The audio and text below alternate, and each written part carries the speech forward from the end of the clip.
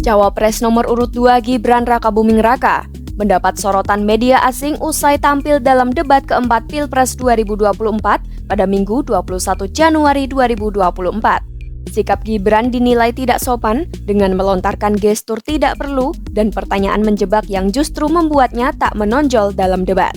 Sebaliknya, penampilannya mendapat kritik dan kekecewaan dari masyarakat Indonesia di akun media sosial X. Sehari sejak debat Cawapres kedua itu, tanda pagar Gibran berada di jajaran teratas topik pencarian Indonesia.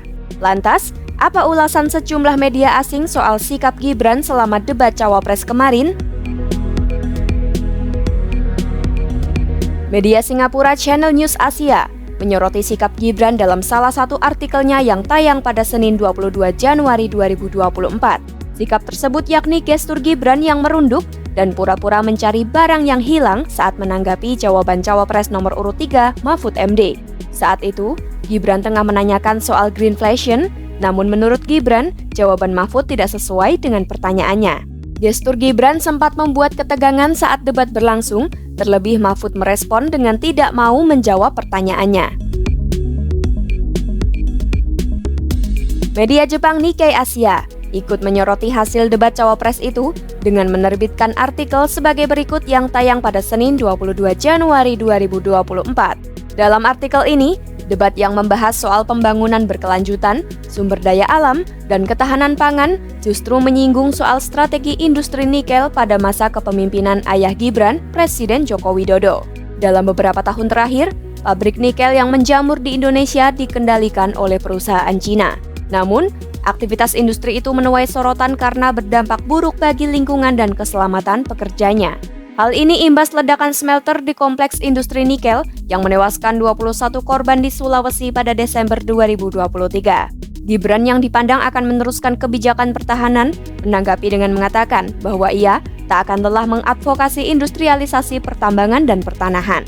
Artikel tersebut juga menyoroti sikap Gibran selama debat yang berupaya tampil pintar dengan memakai istilah teknis yang tidak umum. Istilah itu seperti greenflation, baterai LFP atau lithium ferrofosfat, dan alternatif baterai EV berbasis nikel. Penggunaan istilah itu disebut untuk membuat lawannya terlihat bodoh. Namun, strategi ini justru menjadi bumerang baginya.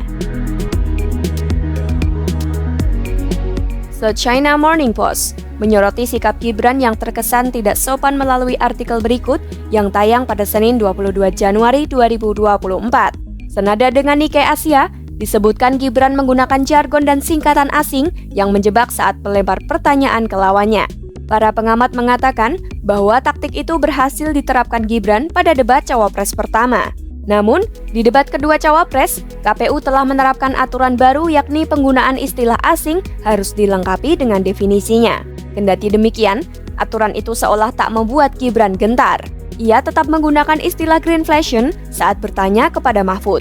Saat diingatkan, Gibran berkata bahwa seharusnya Mahfud sebagai seorang profesor tahu arti istilah itu. Tak menyerah, Gibran juga menggunakan istilah asing tentang baterai LFP saat bertanya ke Cawapres nomor urut 1 Muhaimin Iskandar. Kendati demikian, kedua lawan Gibran tampak sudah siap menangkis istilah asing yang dilontarkan Gibran. Dosen senior politik Indonesia di Universitas Murdoch, Australia, Ian Wilson, juga menanggapi bahwa apa yang dilakukan Gibran dengan melempar pertanyaan menjebak ini dinilai tidak membuatnya tampil menonjol dalam debat kedua Cawapres.